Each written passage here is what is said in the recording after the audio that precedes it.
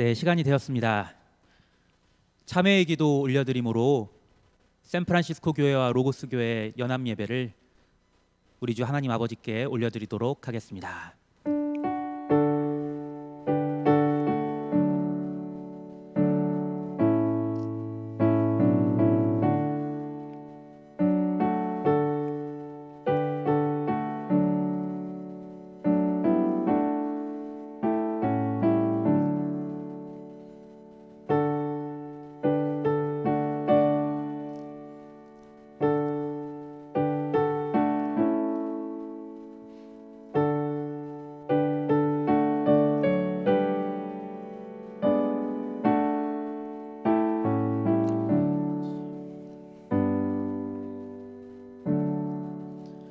주께와 엎드려 함께 찬양하시겠습니다.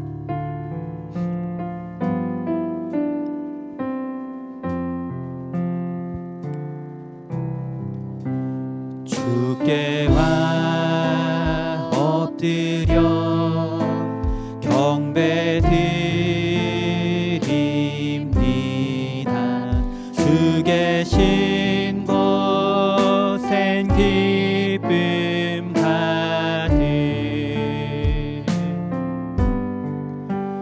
무엇과도 누구와도 바꿀 수 없는 예배드림이 기쁨 됩니다.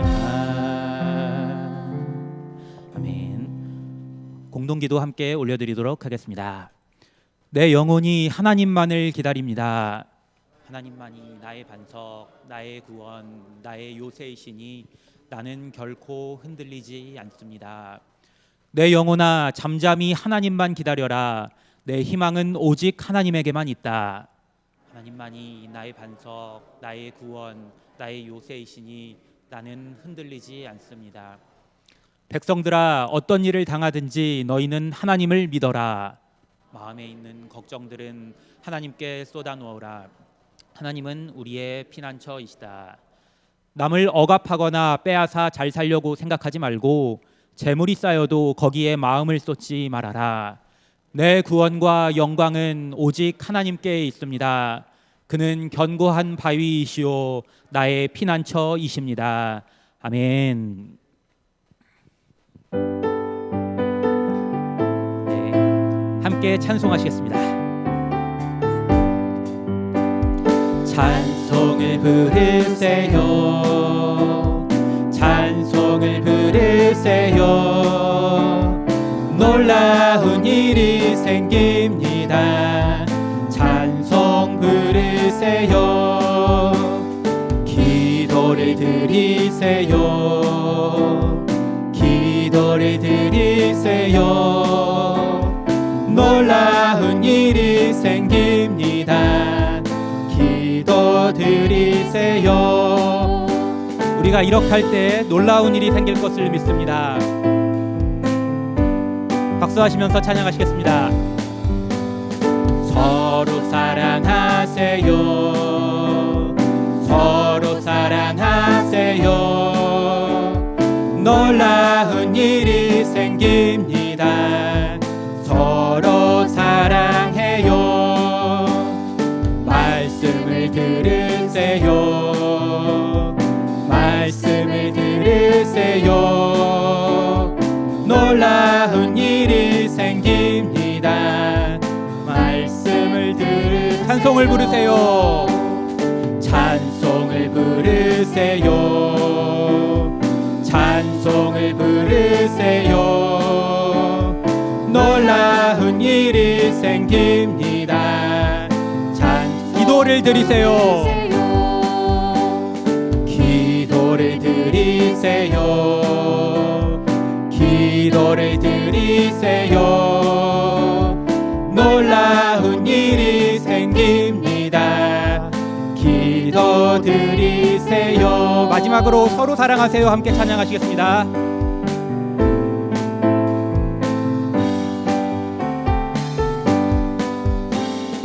서로 사랑하세요. 서로 사랑하세요.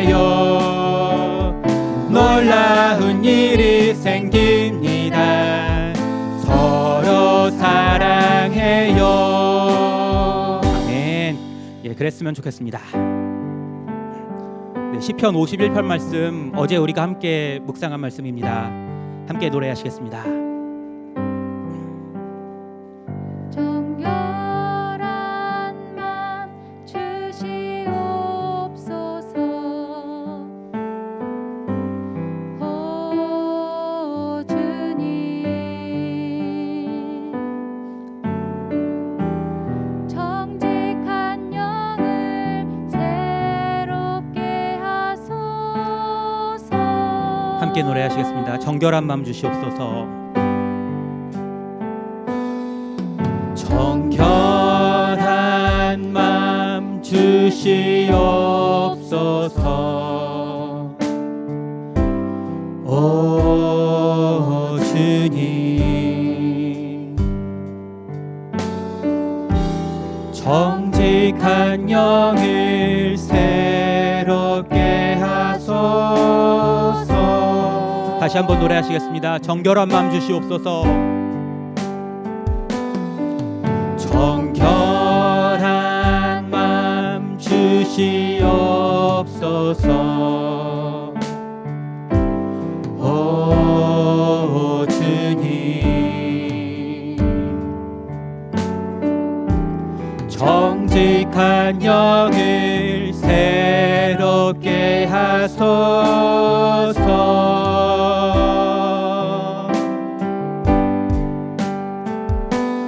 나를 주님 앞에서 멀리하지 마시고 주의 성령을 거두지 마옵소서.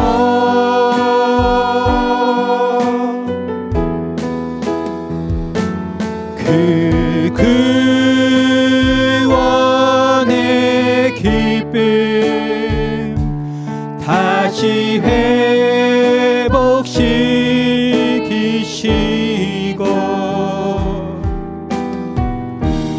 변치 않는 맘 내 안에 주소서. 다시 한번 노래하시겠습니다. 정결한 맘 주시옵소서. 정결한 맘 주시옵소서. 오 주님, 정직한 영을 새롭게 하소서. 정결한 맘 주시옵소서. 정결한 맘 주시옵소서. 오 주님, 정직한 영을 새롭게 하소서.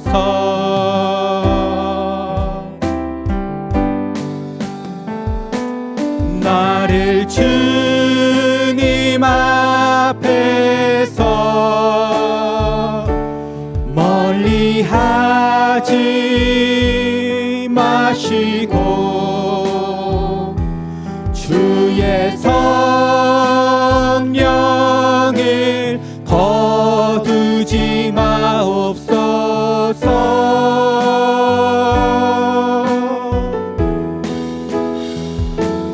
그 구원의 기쁨 다시 회복시키시고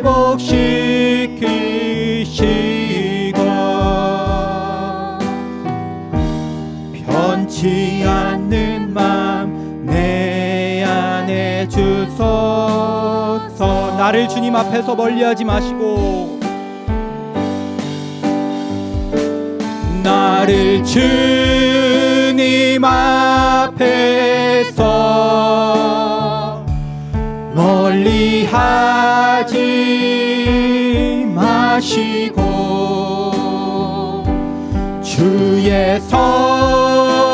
성령을 거두지 마옵소서.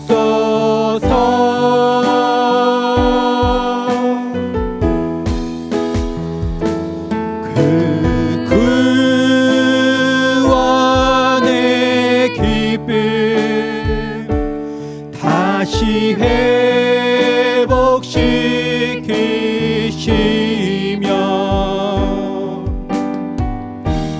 변치 않는 맘 내 안에 주소서.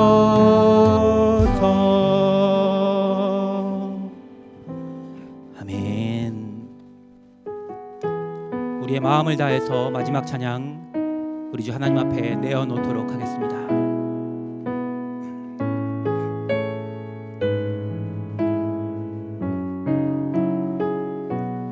주 없이 살 수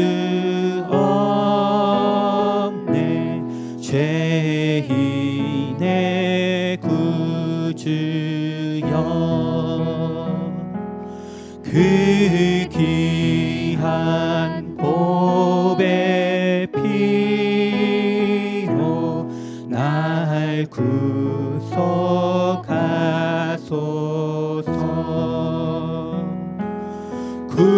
구주의 사랑으로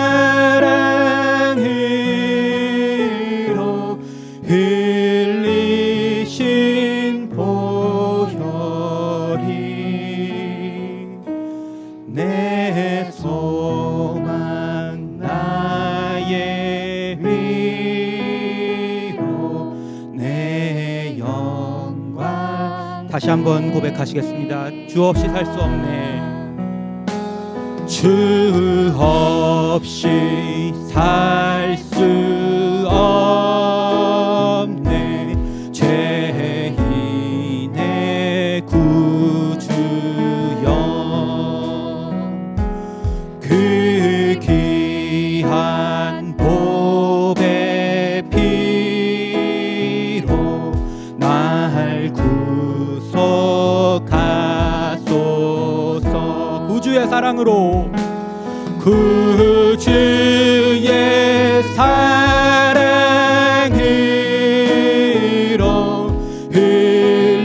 흘리신 보혈이 내 소망 나의 위로 내 영광 됩니다. 주 없이 살 수 없네. 나 혼자 못서리.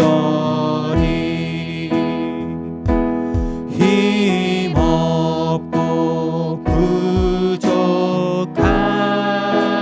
부족하며 지혜도 없도다. 내 주는 나의 생명 또 나의 힘이라. 주님을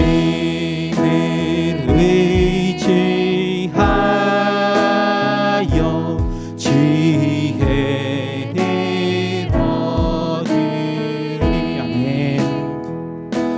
주 없이 살 수 없네. 내 주는 아신다. 내 영의 깊은 간구 마음의 소원을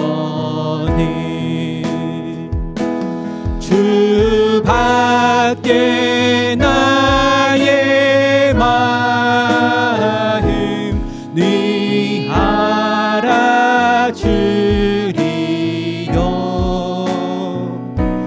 내 마음 위로하사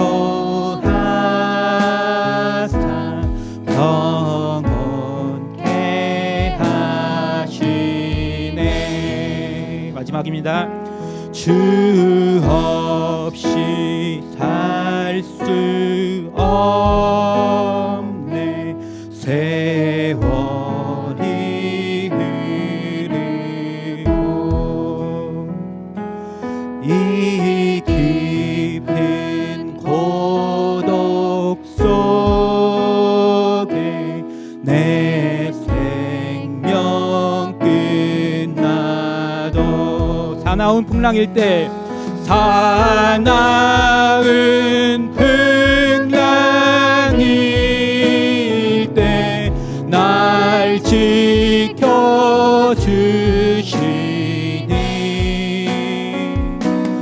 내 곁에 계신 주님 늘 힘이 됩니다. 우리가 노래한 대로 주 없이 살 수 없다고, 그러나 주님께서 우리와 함께 하시면 어떤 사나운 풍랑이 일어도 나를 주님께서 지켜주시기 때문에, 내 곁에서 주님이 함께 하시며 나의 힘이 되어주시기 때문에 내가 넉넉히 감당하고 살아갈 수 있다고, 그렇게 아버지 하나님 앞에 엎드려 기도하며, 그리고 아버지의 함께 하심을 구하며 함께 기도하도록 하겠습니다. 기도하겠습니다.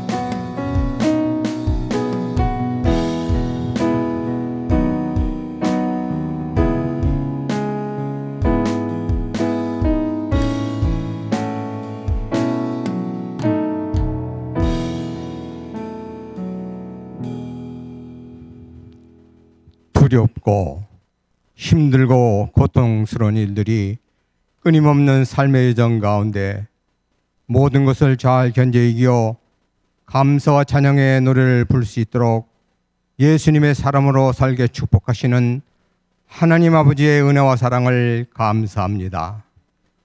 오늘도 저희들의 생활의 여건이 어떠하든지 베풀어 주시는 은혜와 사랑을 감사하며 신앙의 공동체인 교회를 이루고 함께 예배합니다. 예배를 통해 가까이 만나 주시고 영광과 능력을 나타내시며 인생의 문제와 아픔을 치유하시는 소망의 하나님이심을 믿사오니 저희들의 이 예배에 큰 영광으로 임하시어 가까이 만나 주시기를 간구합니다. 오늘은 사랑하는 이에게 꽃이나 캔디같이 스윗한 것을 선물하여 사랑을 표현하고 고백하는 발렌타인데이입니다.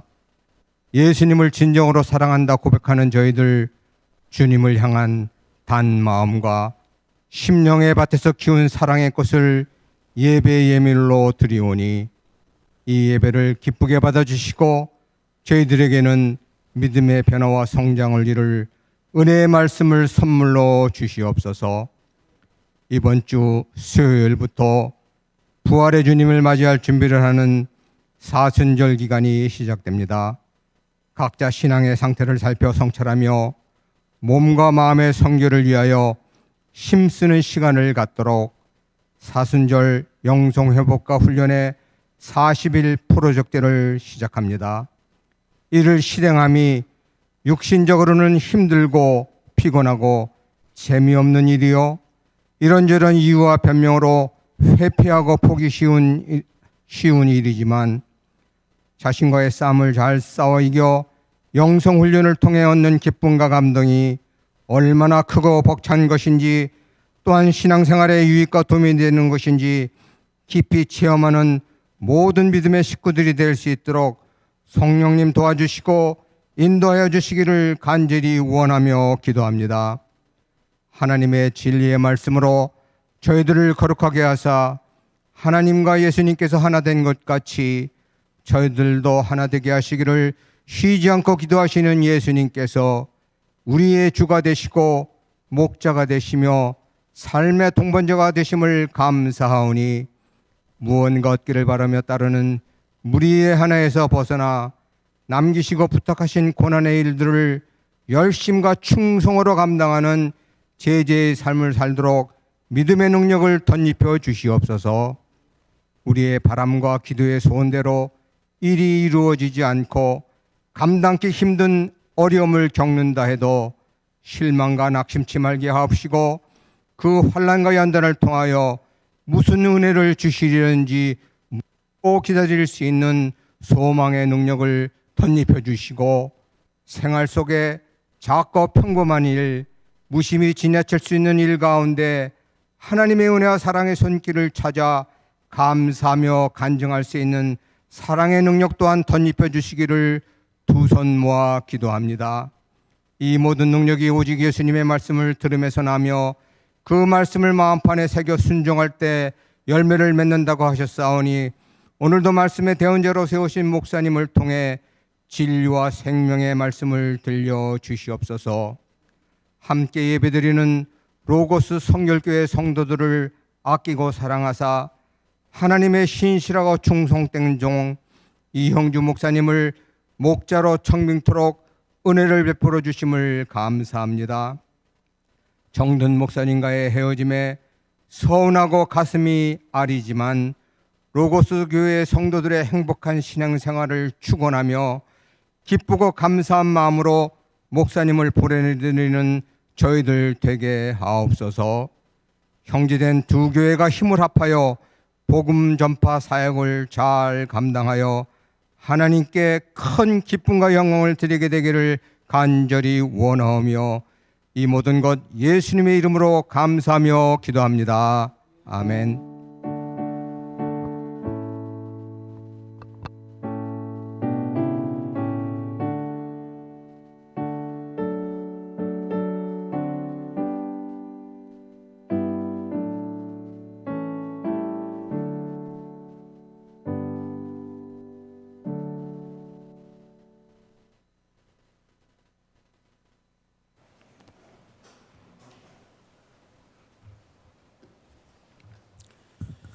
네, 교회 소식 전해드리겠습니다. 마이크 잘 들리나요? 네, 교회 소식 전해드리겠습니다. 네, 조금 안 들리는 것 같은데. 네, 온라인 예배 오신 여러분 모두를 환영하고 축복합니다. 오늘까지입니다. 샌프란시스코 성결교회와 로고스 교회 연합으로 온라인 예배를 드리고 이제 다음 주부터는 샌프란시스코 교회는 샌프란시스코 교회대로, 로고스 교회는 로고스 교회대로 따로 예배를 드리도록 하겠습니다. 온라인으로 이게 뵙고 사실 실제로 뵙지, 저는 이제 뵙지만 서로 실제로 뵙지는 못했지만 왠지 오늘이 또 마지막이라고 하니까 또 서운한 점도 있습니다. 서로 두 교회가 늘 관심을 가지고 기도하고 또 가끔 서로 좀 오셔가지고 말씀도 좀 듣고 또 나누고 예배도 좀 듣고 나누고 이런 시간들을 가졌으면 좋겠습니다.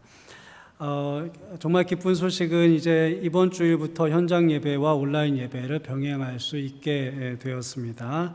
하지만 여전히 인원 제한은 있고요. 샌프란시스코의 인원 제한은 25%입니다. 그러니까 면적 수용 인원의 25%이기 때문에 지금 저희가 이렇게 좀 이렇게 앉을 수 있는 자리를 표시해 놨잖아요. 그러니까 그렇게 해서 따질 때 한 30명 이내가 적당할 것 같습니다. 그래서 그 정도 선에서 저희들은 당분간 이제 좀 관리를 하도록 그렇게 하겠습니다.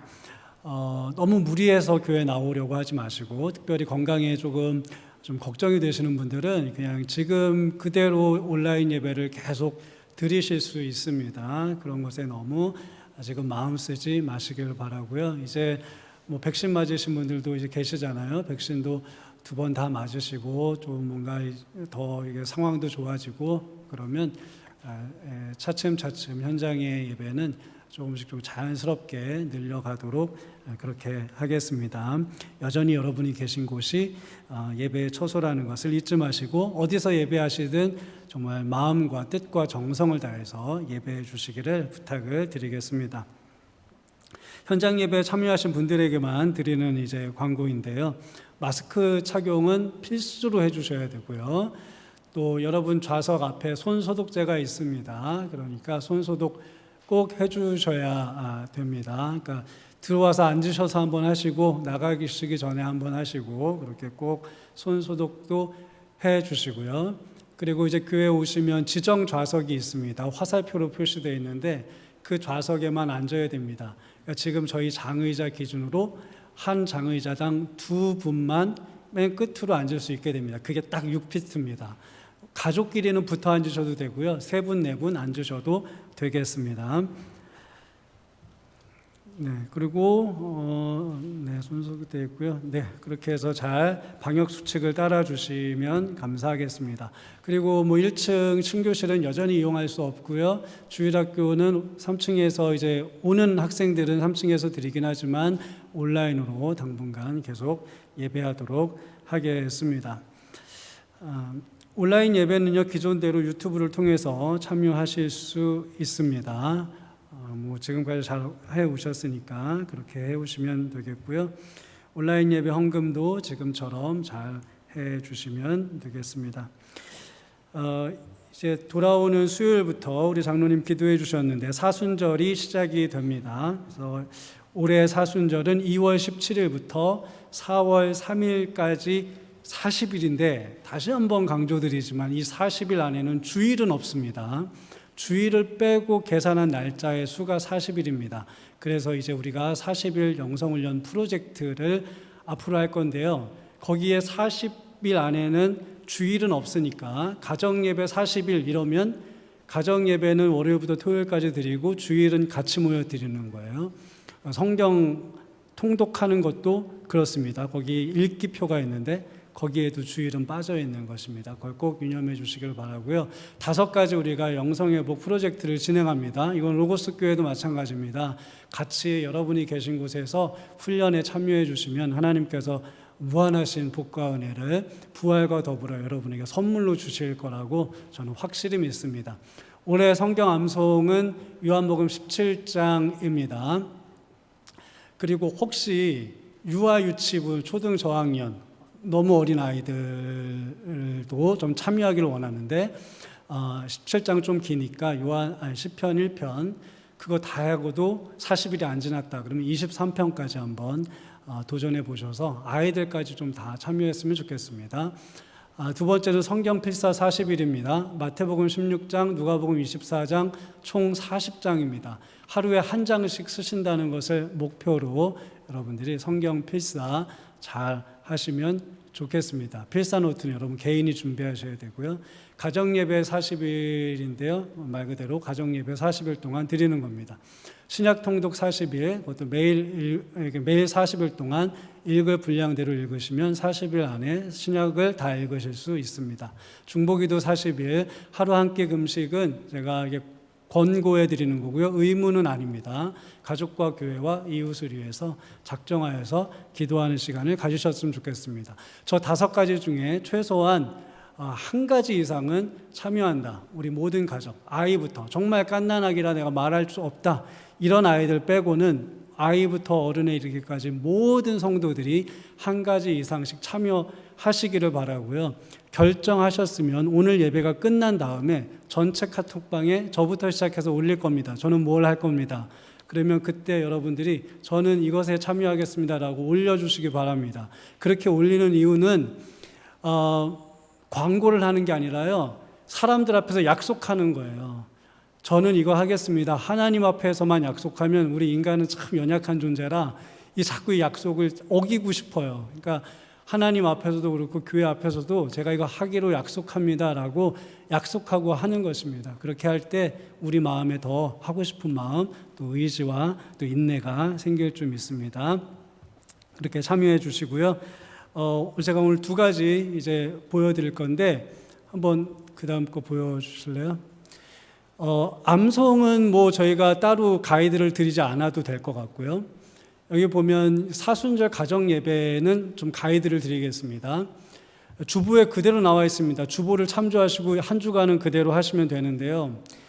시작 기도는 가족 중에 하시고 찬양은 한 곡 정하셔서 인도자가 같이 하시고요. 성경 낭독 및 설교인데 성경을 읽고 가족 중 한 사람이 짧게 설교를 하거나 가족이 돌아가면서 느낀 점을 나누거나 혹은 5분 말씀의 묵상을 같이 듣는 것으로 대체할 수도 있습니다. 그리고 가족을 위한 기도 및 축복을 함으로 마치는 것입니다. 순서는 그렇게 되고요. 그 다음 보시면 이게 저희 성경 읽기표에 나온 그대로인데 제가 주보에 매주마다 저렇게 실어드릴 거예요. 수요일은 무엇을 봐야 되고 목요일은 무엇을 봐야 되고 금, 토일은 무엇을 봐야 된다. 주일은 없습니다. 40일 안에 주일은 없다고 말씀드렸습니다. 저게 이번 주 읽을 성경이니까 그 성경 읽기표가 너무 작아서 잘 안 보인다. 그럼 주보에 다 나와 있습니다. 그 다음 한번 보여주시고요. 어떻게 하면 가정 예배를 잘 드릴 수 있을까? 제가 팁을 몇 가지 드리면 하루 중 예배 시간을 딱 정해 놓으셨으면 좋겠어요. 그래야 예배를 드릴 수 있습니다. 우리는 아침 9시에 드릴 거야. 우리 가정은 저녁 먹고 8시가 딱 좋아. 이렇게 시간을 정해 놓아야 거르지 않고 드릴 수 있습니다. 성경을 읽고 5분 아침 묵상을 같이 들어도 저는 좋을 것 같습니다. 예배 시간은요 20분 이내로 하셨으면 좋겠어요. 뭐 너무 처음부터 뭐 은혜가 넘친다고 30분 40분 하시는 것보다 15분에서 20분 사이로 아주 짧게 가정 예배를 매일 드려야 되니까 그렇게 하시는 게 좋고요. 어린이가 있는 집들은 새번역이나 어린이 성경을 읽으셔도 좋습니다.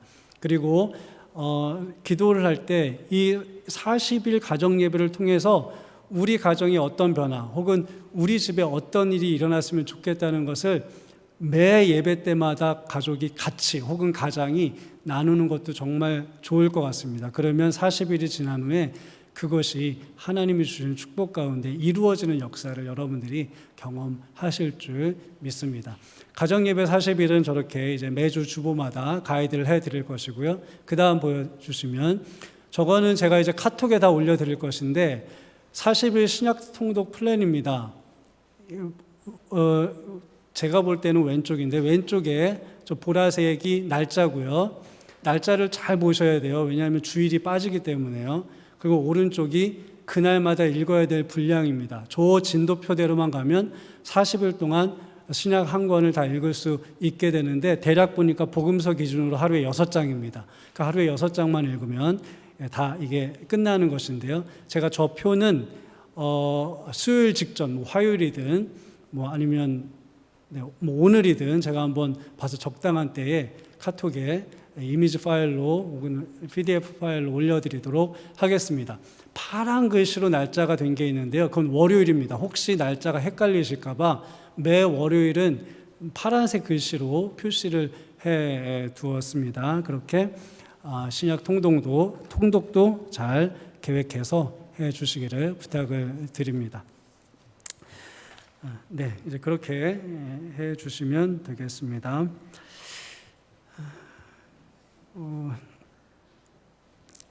우리 여기 박현빈 청년이 우리 대면 예배, 현장 예배 시작이 되는데 더 좀 쾌적한 환경에서 좀 더 방역이 잘 된 환경에서 예배드렸으면 좋겠다고 해서 공기청정기 2대를 도네이션 했습니다. 그래서 사와가지고요 양쪽 옆에 보이실지 안 보실지 모르겠는데 옆에 설치를 해 두셔서 좀 쾌적하지 않습니까? 혹시 더 쾌적한 환경에서 예배를 하고 싶으시면 앞자리로 오시면 네, 앞이 더 아마 잘 작동이 될 것입니다. 감사합니다. 네, 그리고 우리 교우들의 건강과 안전을 위해서도 계속 기도해 주시기를 부탁을 드립니다. 지금 혹시 세배 영상 준비가 됐나요?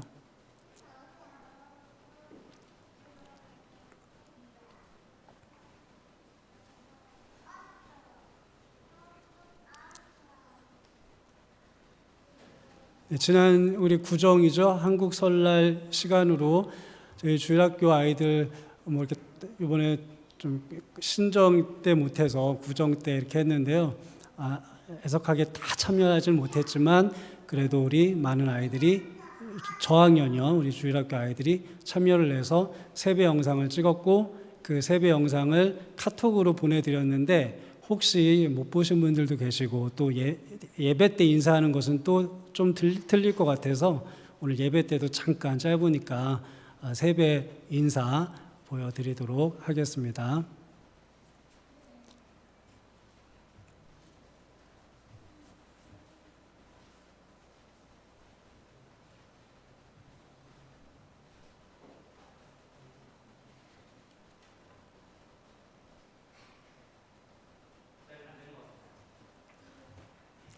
그러면 한번 이따 설교 끝난 다음이라도 혹시 가능하면 한번 하도록 하겠습니다. 네, 이 시간은 우리 이영주 목사님께서 오늘을 마지막으로 저희 샌프란시스코 성결교회에서는 이제 부목사로서는 사임하시고 그리고 우리 로고스 교회 새로운 담임 목사님으로 이제 부임하시게 되셨습니다. 네, 끝 인사를 늦게 하고 싶은가 보네요. 네, 세배 영상부터 보도록 하겠습니다.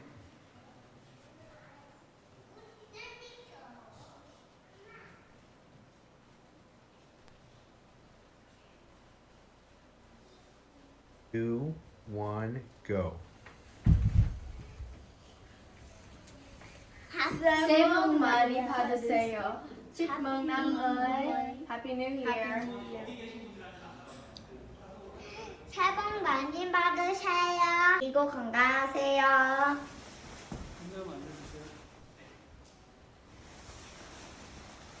안녕. 새해 복 많이 받으세요. 새해 복 많이 받으세요. 시작. 이렇게 한다 왜 이렇게 무릎 꿇고 이렇게 이렇게 새해 복 많이 받으세요. 안녕. 사랑해요. 축복해요. 새해 복 많이 받으세요. 그리고 건강하세요. 많이 받으세요. 새해 복 많이 받으세요.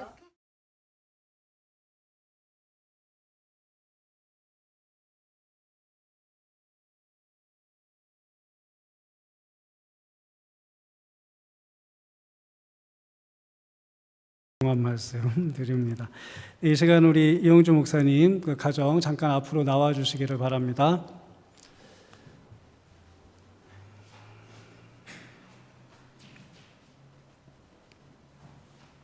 네, 지금 저희 교회에서 그래도 정말 작년에도 우리 김지성 목사님 우리 북가주 지역의 중앙교회로 부임하셨고 우리 이번에 이영주 목사님 또 로고스 교회로 부임하시는데 두 교회 모두 다 북가주에서는 좋은 교회들이고요. 역사가 있는 교회들입니다. 제가 요즘에 그 지방의 목사님들께 굉장히 따가운 눈총을 받고 있습니다. 그래서 제가 굉장히 처신을 조심하고 있습니다. 그래서 아주 질타가 요즘 너무 많아요. 저희 교회에서만 이렇게 가면 안 된다고 말씀들을 많이 하시는데 아무튼 저희는 기쁘고 저희 교회로서는 참 좋고 자랑스러운 일인데 네, 그렇습니다. 잘 되셨고 우리 이영주 목사님 그동안 수고 많으셨는데요. 우리 잠깐 먼저 차렷 인사. 우리 이영주 목사님께서 잠깐 우리 사임의 인사도 하시고 또 우리 로고스 교회는 모르겠어요. 언제 이렇게 목사님과 정식으로 대면하여서 온라인으로는 만나겠지만 만날지 모르겠는데 오늘 그 인사까지 겸하여서 짧게 좀 해주시기 바랍니다. 네, 얼굴을 보여드려야 될 것 같아서 마스크를 잠깐 벗겠습니다. 사실 제가 10분짜리 인사를 준비했는데 목사님께서 10초만 하라고 하셔가지고 짧게 인사드리겠습니다. 지금 여기 앉아 계신 분들 그리고 여기서 지금 온라인으로 예배를 드리고 계신 샌프란시스코 성결교회 여러분께 먼저 인사드리면요. 그동안 참 감사했습니다. 여러분의 사랑 덕분에 제가 3년 6개월 동안 여기 있었는데 그동안에 여러분의 사랑 많이 받고 그리고 특별히 담임 목사님께 많이 배우면서 이곳에서 참 좋은 시간들 그리고 따뜻한 시간들 많이 보냈습니다. 제 마음의 진심을 다해서 감사의 인사를 드립니다. 그리고 제가 부임할 로고스 교회 성도님들께 인사드립니다. 지금까지 사실 제게는 샌프란시스코 성결교회가 세계에서 제일 좋은 교회였습니다. 하지만 그 타이틀을 이제는 로고스 교회로 옮기려고 합니다. 여러분과 함께 이제 제가 하나님께 예배드리는 그 장소가 제게는 세계에서 제일 좋은 교회가 될 것입니다. 여기 계신 분들은 섭섭해하시는 건 안 되는 게 타이틀은 여러분은 그대로 갖고 계시면 됩니다. 저만 옮겨가는 겁니다. 그래서 여러분과 함께 세계에서 제일 좋은 교회 그리고 세계에서 제일 좋은 성도님들과 함께하는 그런 아름다운 교회를 함께 만들어가고 하나님 인도하심 따라 걷는 우리 교회 되기를 소망합니다. 감사합니다. 네, 그리고 우리 교회에서 잠깐 준비한 선물이 있는데요. 네, 잘 가시는 그냥 보내드리는 게 섭섭해서 금일봉입니다.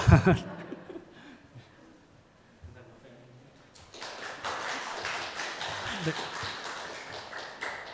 감사합니다.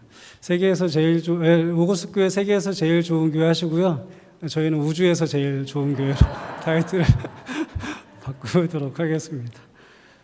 네, 그리고 한 가지 더 말씀드릴 것은 뭐 아시는 분들도 있고 모르시는 분들도 있는데 우리 김유성 목사님이 산호세 중앙교회 부임하시고 사실 교회에 조금 여러 가지 행정적, 법적인 조금 문제가 있었는데요. 지난주에 그 모든 것이 다 해결됐습니다. 그래서 이제 이 교회도 사택도 들어갈 수 있게 되었습니다. 조만간 이제 다 들어갈 것이고요.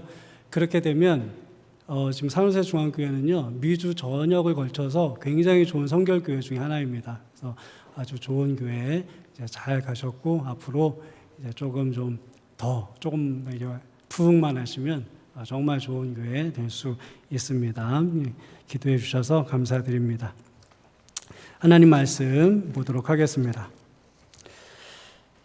하나님께서 우리에게 주시는 말씀은 마가복음 9장 17절에서 27절의 말씀입니다.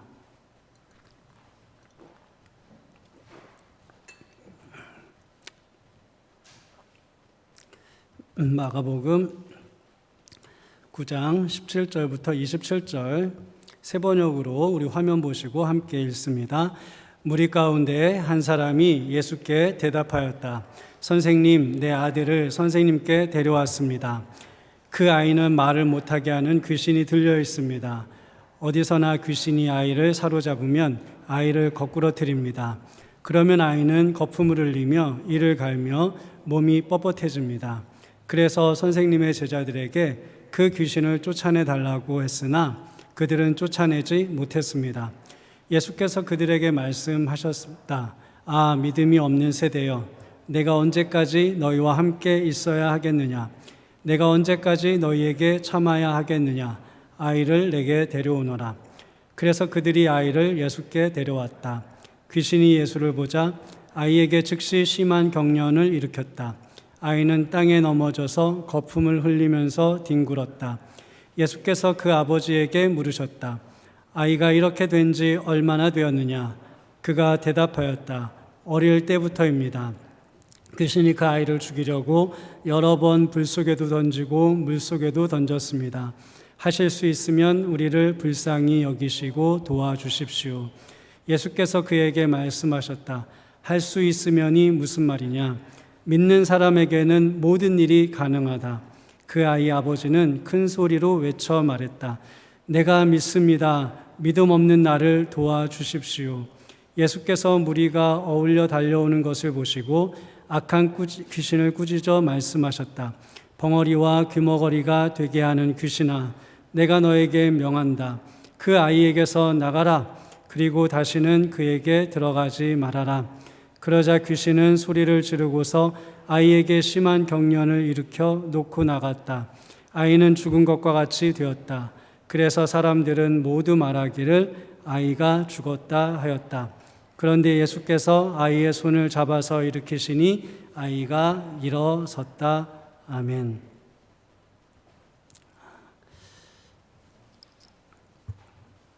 얼마 전에 일명 정인이 사건이라고 하는 아동학대, 그래서 아이가 목숨을 잃는 사건이 한국에서 있었죠. 그게 아주 크게 보도가 되었습니다. 그리고 나서 미국과 한국 모두 부모에 의한 아동학대 사건이 정말 계속 끊임없이 신문과 뉴스를 좀 달구고 있습니다. 그런 사건을 통해서 정말 어떻게 사람이 이렇게 잔인할 수 있는가, 부모가 어떻게 그럴 수 있는가, 이런 생각도 한편으로 갔지만 다른 한편으로는 또 부모로서의 우리 자신의 모습도 돌아보게 됩니다. 부모의 아동학대는요, 어제 오늘의 뉴스는 아닙니다. 인류 역사와 더불어 아동학대의 이야기는 늘 있어 왔죠. 그래서 성경 안에도 부모에 의한 아동학대의 정황들이 여러 번 이제 포착이 되고, 우리가 친근히 아는 동화들 있잖아요. 이 동화들도 보면 아동학대에 대한 동화들이 얼마나 많은지 모릅니다. 다시 말하면 부모라고 해서 자동적으로 그냥 부모가 됐으니, 애가 나왔으니 애에 대한 무한한 사랑이 나에게 생기는 것은 아니라는 그런 말입니다. 자녀 양육이라고 하는 것은 정말로 큰 에너지가 소모되는 것이죠. 그래서 여러분 박지성 선수 아시죠? 그 현역 때 얼마나 열심히 뛰기로 유명했습니까? 그래서 별명이 박지성은 심장이 2개 달렸다, 이럴 정도로 정말 열심히 뛰었고, 그 여파로 은퇴한 다음에 몸이 사실 많이 이제 망가진 그런 선수 중에 하나입니다. 근데 그 선수가 결혼을 했고 아이를 낳았잖아요. 근데 아이를 너무 예뻐한대요. 근데 그 누가 물었어요. 아이 양육하는 거, 아이가 그렇게 기쁘고 좋은데 아이 양육하는 게 쉬우냐, 아니면 하루에 경기 2번 뛰면 어느 게 더 쉽겠냐 그랬더니, 아이는 너무 예쁘고 좋지만 둘 중에 하나 선택하라고 하면 자기는 하루에 축구 경기 2번 하는 것을 선택하겠다고 할 정도로 그렇게 아이 양육은 정말로 힘들고 어려운 것입니다. 그러니까 부모 안에서 이 아이를 양육하면서 정말 아이에 대한 어떤 분노, 미움, 이런 것들이 생길 수 있는 거예요. 그건 자연스러운 건데 그것을 정말 잘 컨트롤해야 됩니다. 좋은 아버지, 좋은 어머니는 그래서 저절로 되는 것 같지는 않고요. 날마다 하나님 앞에 주님, 제가 주님 안에 좋은 부모 되게 해 주십시오라는 그 기도는 하나님이 불러가시는 그날까지 우리는 끊임없이 해야 됩니다. 한국에 있는 판사분들 중에 천종호 판사라는 분이 계신데요. 이분은 이제 그 소년범들 재판을 전담하는 판사입니다. 이분이 쓴 책 제목 중에 이 아이들에게도 아버지가 필요합니다라는 책이 있거든요. 이 책 제목만 딱 보면 이 고아들에 대한 책인가 싶은데 그게 아니라 소년범들의 이야기를 다룬 책입니다. 이 소년범들은 말이 소년범인데 정말 그 소년범들이 저지르는 범죄를 보면 요즘에는 어른 못지 않거든요. 예전에 어른들이야 청소년 시절에 뭐 죄를 졌다 그러면 기껏해야 짓는 게 패싸움 혹은 뭐 남의 물건 훔치는 거. 그리고 저 때는 어떤 아이들이 좀 있었냐면 뭐 본드 뭐 이렇게 그런 거, 그런 환각제 들여 마시는 아이들, 이런 아이들이 잡혀서 뭐 이렇게 좀 재판받고 그랬거든요. 그런 게 다였는데 요즘 아이들 범죄 수준은 그 정도가 아니에요. 어른들 뺨칩니다. 그러니까 어른들보다 더 잔인해요. 그래서 요즘 그 사람들이 아무리 아이들이라고 해도 죄를 지으면 그 죄값을 좀 달게 물어야지 너무 처벌이 가벼운 것 아니냐, 이런 여론이 이렇게 들끓고 있습니다. 그만큼 아이들이 참 잔인해지고 그렇게 되었는데 이 천종호 판사는 그런 잔인한 아이들을 많이 다뤘을 거 아니에요. 그럼에도 불구하고 그 아이들을 어떻게 부르냐면요, 그들도 한때는 예쁜 꽃이었다, 이렇게 이제 부릅니다. 그런데 그런 예쁜 꽃들이 어떻게 이렇게 끔찍한 아이들이 되었는가? 이분이 많은 아이들을 만나면서 알게 된 것은 그 범죄를 저지르는 아이들 대부분이 부모에게 학대를 당했거나 버림받은 아이들이었다는 거예요. 특별히 아버지로부터 학대를 많이 당한 아이들, 버림받은 아이들, 이런 아이들이 그렇게 잔인해지더라, 이런 것들을 이분이 알게 된 겁니다. 그래서 이분은 판사의 일도 하지만 이 소년범 아이들을 좋은 과정과 서로 연결해주는 그런 활동들도 굉장히 활발히 하고 계신 분입니다. 그들이 그런 과정을 통해서 아버지의 사랑을 회복하고 부모의 사랑을 회복할 때 이 아이들이 변하더라라는 것을 이분이 경험을 많이 했다고 그래요.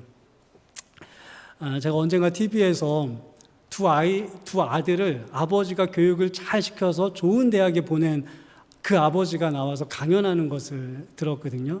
근데 이 아버지는 그냥 뭐라 그럴까요? 교육력만 뜨거운 그런 아버지가 아니었어요. 이 아버지에게 스토리가 있는데 어렸을 적 너무 가난하게 살았죠. 거기다가 이분이 난독증이라는 걸 알았대요. 그러니까 책을 제대로 읽기가 힘든 거예요. 그래서 이분 학력이 중졸이 다예요. 중졸이 다니까 뭐 번듯한 직업을 구할 수 없었겠죠. 그래서 막노동, 잡일 이런 것들을 했대요. 그러다가 결혼을 했어요. 부부가 열심히 일을 하는데 도저히 가난해서 벗어날 수가 없는 거예요. 그래서 이분이 생각할 때 내가 못 배우고 그래서 어떤 뭐 자격증도 없고 졸업장도 없고 이러니까 이런 삶을 계속 사나 보다. 그럼 내가 지금이라도 혹시 대학을 나오면 우리의 삶이 좀 나아지지 않을까? 이런 생각을 하셔서 그의 나이 45살에 공부를 하기로 결정을 해요. 대학을 가기로. 그때부터 공부를 하는데 열심히 옆에서 아내가 최선을 다해서 헌신을 했고요. 7년 동안 대학 입시 공부를 한 거예요. 그러니까 뭐 검정고시도 공부했어야 되고 뭐 했겠죠. 그래서 아주 쭉 공부를 열심히 7년 정도 했는데요. 그 공부한 내용을 들어보니까 야, 이거는 아이들 들려줘야겠다 싶을 정도로 정말 열심히 하셨더라고요. 일 예로 하나가요. 밤새도록 주유소에서 일을 해야 돼요, 이분이. 그런 이제 잡일들을 계속 하는 거예요. 그러면서도 공부를 쉴 수 없잖아요.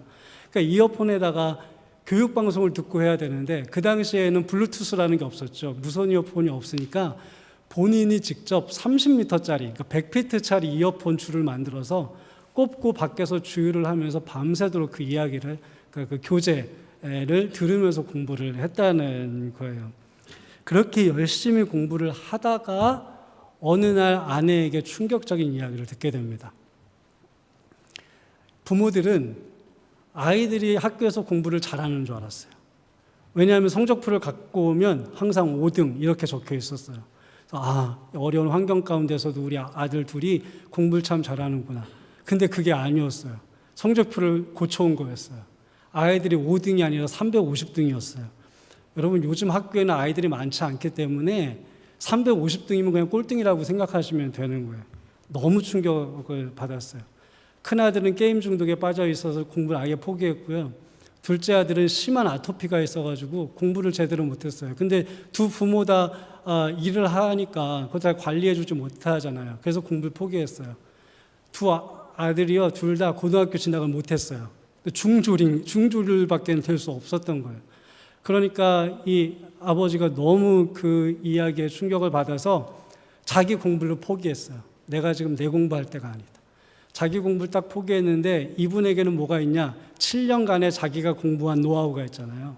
그것을 아이들을 하나씩 붙들고 공부를 시키기 시작했어요. 큰아들 3년 투자해서 공부시키고요. 작은아들 3년 투자해서 공부를 시켰어요. 얼마나 열정적으로 공부를 시켰냐면 방법을 가르쳐주고 용기를 주니까 아이들이 공부를 포기한 게 아니었어요. 방법을 몰랐던 거고 돌봄을 받지 못한 거였어요. 그러니까 공부에 대한 열정이 생기고 아이가 병원에 입원한 적이 있었는데 입원할 때에는 하루 종일 아버지가 옆에서 수능책을 읽어줄 정도로 그렇게 열심히 시켰대요.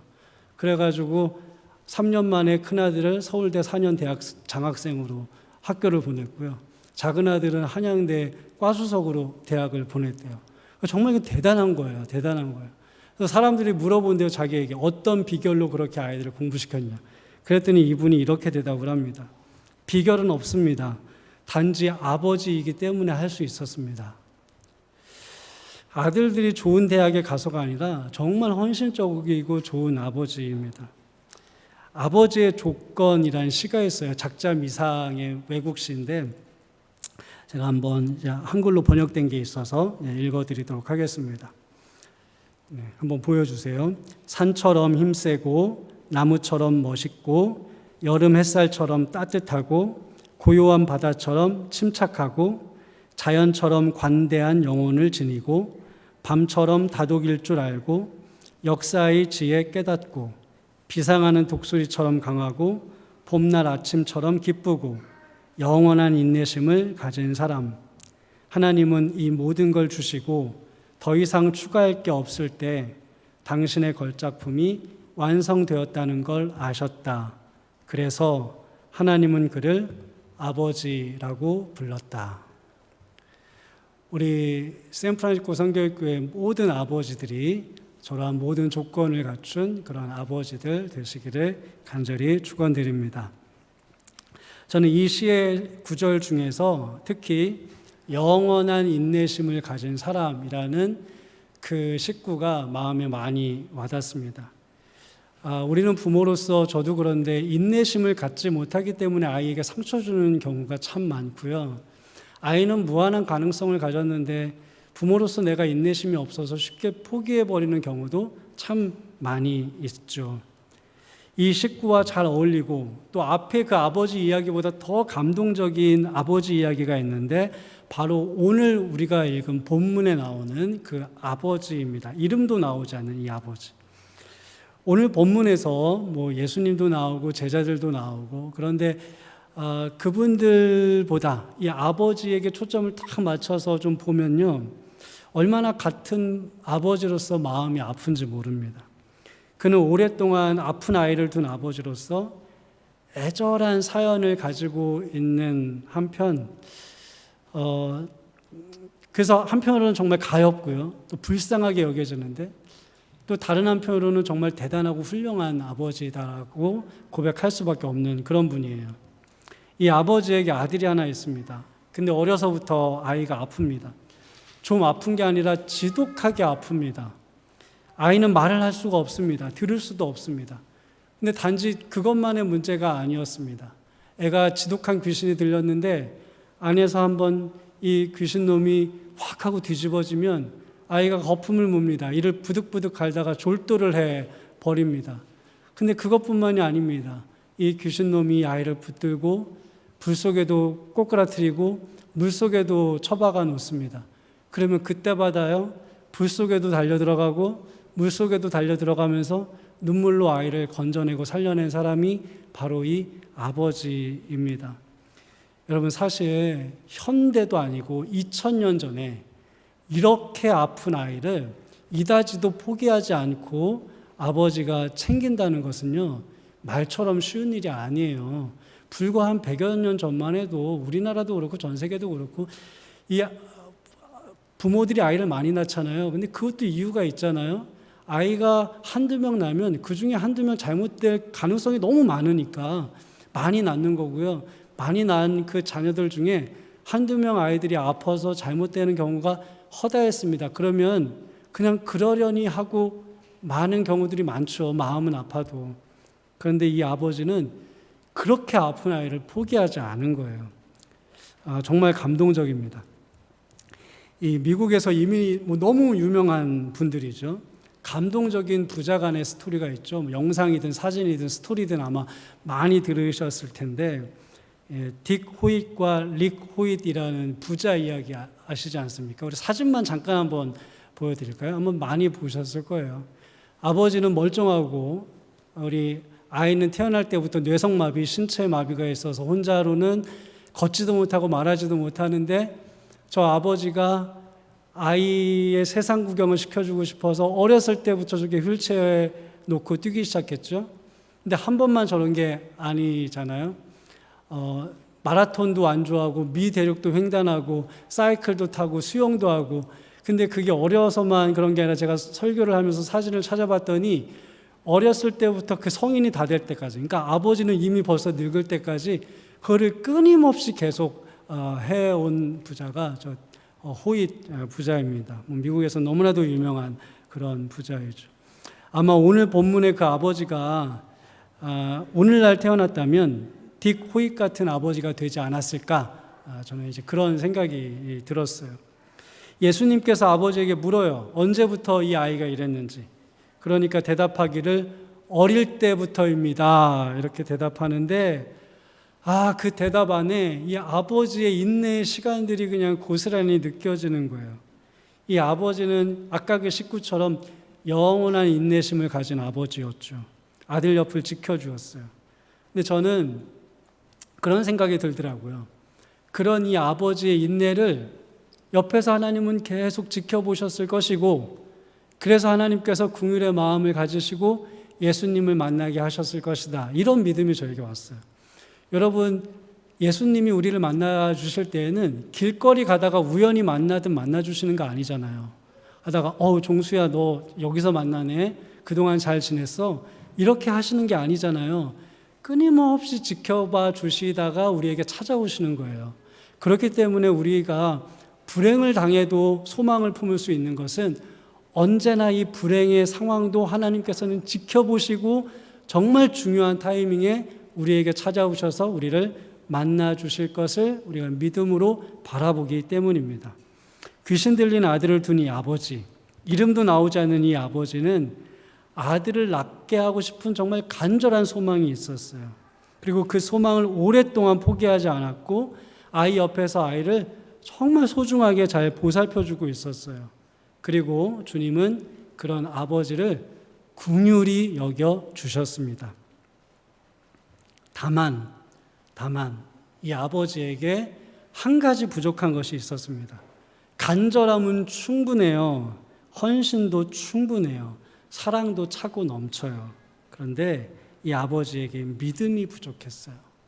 여러분이 만일 좋은 부모가 되고 싶으시면 무엇보다 주님이 함께 하시면 주님 안에서 내 자녀가 잘 될 수 있다는 분명한 확신이 여러분에게 먼저 있어야 돼요. 그래야 좋은 부모가 됩니다. 나 좋은 부모 되고 싶어. 이러한 생각과 마음은 모든 부모가 다 있거든요. 그런데 문제는 믿음이 없어요. 어떤 믿음이냐 하면 우리 주님이 함께 하실 때 내 아이는 문제 없어. 우리 주님이 함께 하실 때 내 아이는 잘 될 거야. 이런 믿음은 부족한 거예요. 오늘 성경에 나오는 이 아버지처럼 아이가 귀신에 들려서 어떤 비참한 삶을 살고 있는 경우에만 내 아이는 잘 될 희망이 없어. 이렇게 믿음이 없는 게 아니에요. 아이가 조금만 좀 부족하고요. 조금만 좀 말을 안 듣고요. 조금만 실수를 해도 참 이상해요. 부모들의 마음에는요, 아이에 대한 믿음이 싹 하고 사라져 버려요. 제가 설교 준비를 하면서 정말 제 자신을 반성을 많이 했어요. 정말 그렇거든요. 아이를 보면서 이 믿음이 사라질 때가 굉장히 많아요.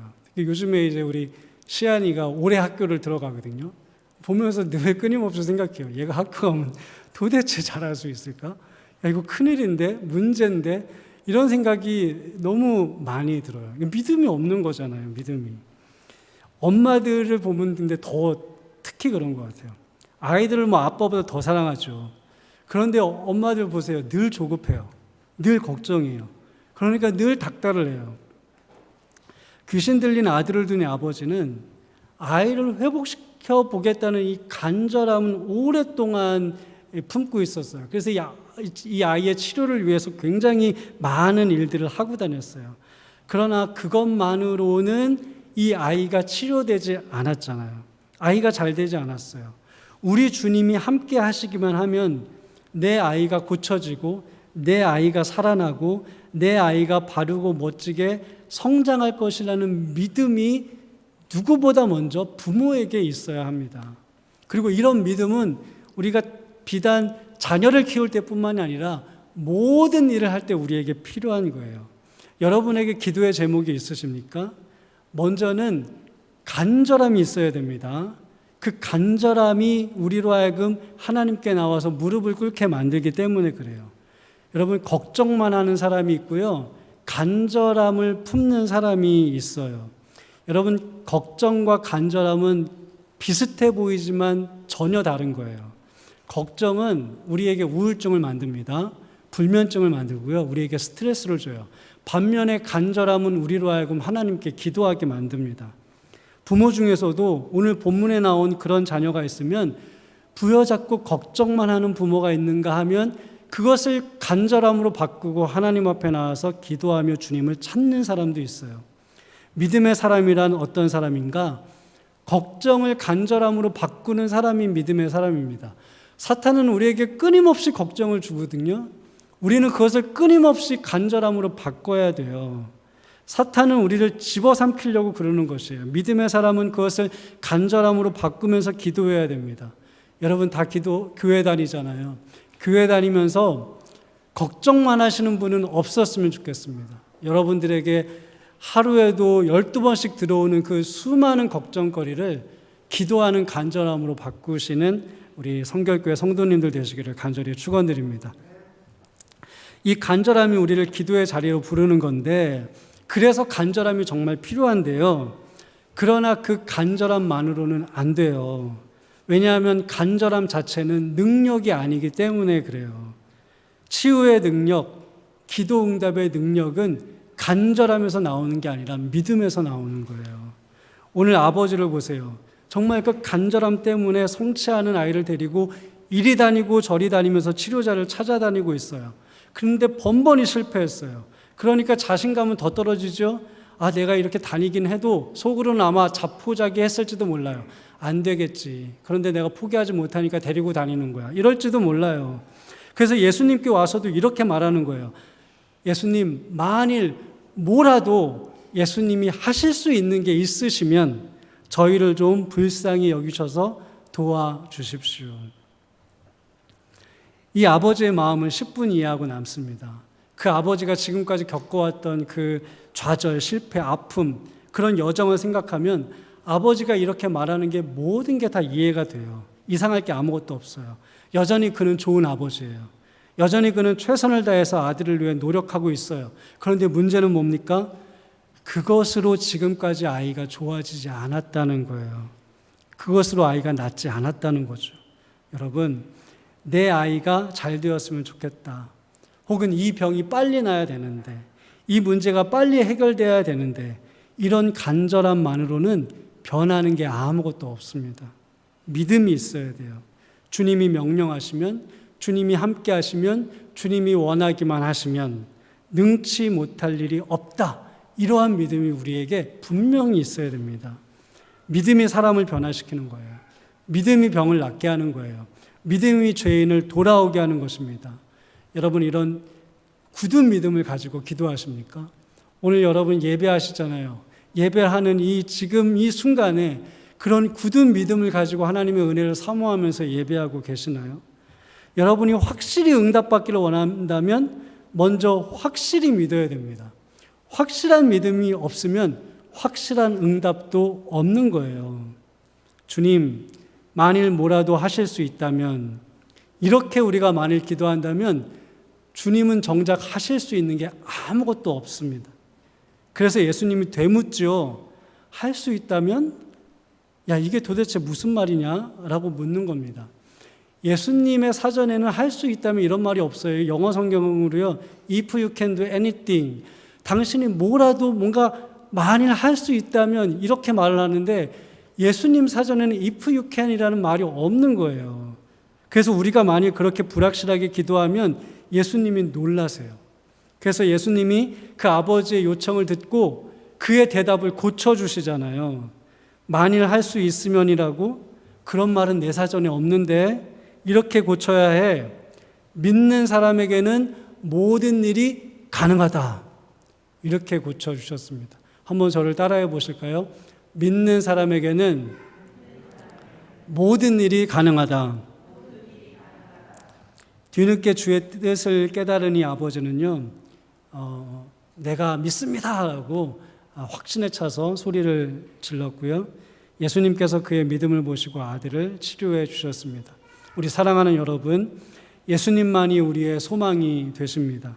그 소망의 예수님 앞에서 만일 하실 수 있으시다면 이라고 말하지 마십시오. 내가 믿습니다 라고 먼저 선포하시면서 기도하십시오. 그 기도를 통해 여러분의 삶에 소망의 기적들이 나타날 줄 믿습니다. 우리 이 시간 함께 기도하실 때, 주님, 저의 믿음 없음을, 우리의 믿음 없음을 용서하여 주시고, 제가 하나님 앞에 기도할 때나 예배할 때나 성경을 읽을 때나 주님을 묵상할 때, 주님, 내가 믿습니다 먼저 선포하고 나아가게 하여 주십시오. 주님, 저에게 다가오는 걱정거리를 간절함으로 바꾸고 그 간절함을 믿음으로 바꾸는 우리가 되게 하여 주십시오. 이 시간 함께 여러분의 문제를 내어놓고 기도하겠습니다. 사랑과 은혜가 충만하신 하나님 아버지, 감사합니다. 저희들의 믿음 없는 것을 도와주시옵소서. 우리들은 모두 이 아버지처럼 하나님 간절함은 있을지 모르지만 믿음은 없는 그런 연약한 사람이었음을 이 시간 고백합니다. 주님께서 함께하여 주실 때 능치 못할 일이 없습니다. 주님이 붙들어 주실 때 안 되는 일이 없습니다. 주님이 역사하여 주실 때 하나님 못 고칠 질병이 없으며 못 해결할 문제가 없으며 못 변화시킬 사람이 없는 줄 믿습니다. 주님, 그런 확실한 믿음을 가지고 기도하게 하여 주시옵소서. 그런 확실한 믿음을 가지고 주님을 소망으로 붙들고 살게 하여 주시옵소서. 그래서 이번 사순절은 그리고 올해는 정말 주님의 소망의 주님을 부여잡고 믿음으로 드리는 기도 가운데 하나님, 우리의 인생이 변화되고 우리의 삶의 문제가 해결되며 우리의 육신의 질병이 치유되고 우리의 자녀들이 주 안에서 하나님 다 잘 되는 역사를 우리가 경험하고 보도록 주여 축복하여 주시옵소서. 좋은 부모들 다 되게 하시고 좋은 믿음의 사람들 다 되게 하여 주시어서 끊임없이 기도하는 성도, 끊임없이 믿음으로 하나님께 나아가는 성도들, 또 그런 교회 되도록 주여 우리를 축복하여 주시고 주님 붙들어 주시옵소서. 아멘. 우리 찬송가 540장 하겠습니다. 찬송가 540장 우리 1절과 4절만 하겠습니다. 찬송가 540장 1절과 4절만 하시면서 드려진 예물 봉헌하겠습니다.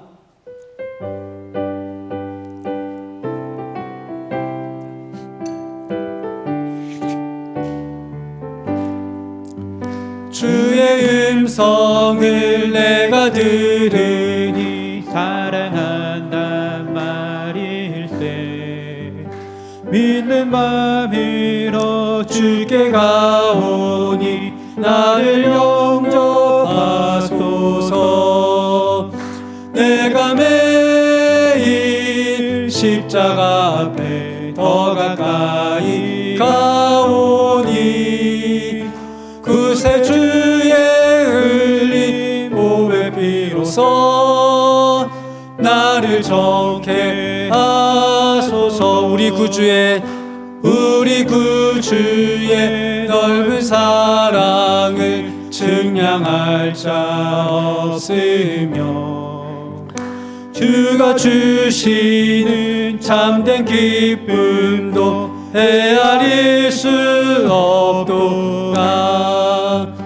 내가 매일 십자가 앞에 더 가까이 가오니 그새 주의 흘린 몸의 피로써 나를 정케 하소서. 아멘. 예물을 위해서 기도하고 또 축도로 마치겠습니다. 생일 감사 예물 드린 손길이 있습니다. 황익주 형제, 또 김요한 어린이 예물 드렸고요. 감사 예물 이송자 집사님 감사 예물 드리는데 그 성도들에 대한 감사와 또 안부도 같이 물으셨습니다. 이 시간 함께 기도하겠습니다. 사랑과 은혜가 충만하신 하나님 아버지, 감사합니다. 주님, 감사할 것뿐입니다. 믿음으로 보면 하나님 모든 것이 다 소망으로 보이고 그 소망 안에 바라보면 우리 안에 감사할 것이 넘칩니다. 주여 붙들어 주셔서 하나님 무엇보다 우리의 믿음이 충만하게 하여 주시옵고 믿음으로 우리 앞에 놓인 삶의 문제들을 헤쳐나가는 정말 좋은 성도, 또 믿음의 일꾼들 될 수 있도록 주여 축복하여 주시옵소서. 믿음으로 기도하겠습니다. 하나님 치유하여 주시옵소서. 해결하여 주시옵소서. 주님 변화시켜 주시옵소서. 아버지 하나님, 이 시간 귀한 예물을 드립니다. 예물을 받으시고 하나님께서 마음껏 축복하시되 만배로 축복하여 주셔서 우리 성도들의 삶 안에 주님의 은혜가 넘치게 하여 주시옵소서. 하나님, 연로하신 분들 꼭 붙들어 주시고 이 코로나 시대 가운데 하나님께서 건강하게 하여 주시옵소서. 또한 지금 치유받고 계신 분들도 계십니다. 주님 붙들어 주시고 어려운 치료의 과정이 하나님 안에서 잘 끝나도록, 그래서 하나님께 영광 올려드리도록 주님께서 눈동자같이 지키시고 보호하여 주시옵소서. 또한 우리 새로운 교회로 이제 파송받아 떠나시는 우리 이영주 목사님 주님께서 축복하여 주시옵고, 하나님 이영주 목사님을 통하여서 우리 로고스 교회가 더욱더 부흥하고 성장하여 이 미주 지역뿐만이 아니라 전 세계에 소문난 정말 아름답고 복된 교회 될 수 있도록 주님께서 축복하여 주시옵소서. 이제는 우리 주 예수 그리스도의 은혜와 극진하신 하나님 아버지의 사랑하심과 성령님의 감화 감동 내주 역사 교통하심이 오늘 믿음으로 주님을 바라보며 믿음으로 기도하며 확신 가운데 하나님께 나아가기를 원하는 모든 성도들과 그들의 가정과 자녀들과 사업과 이 교회 위에 지금부터 영원까지 함께 계시기를 간절히 축원하옵나이다. 아멘.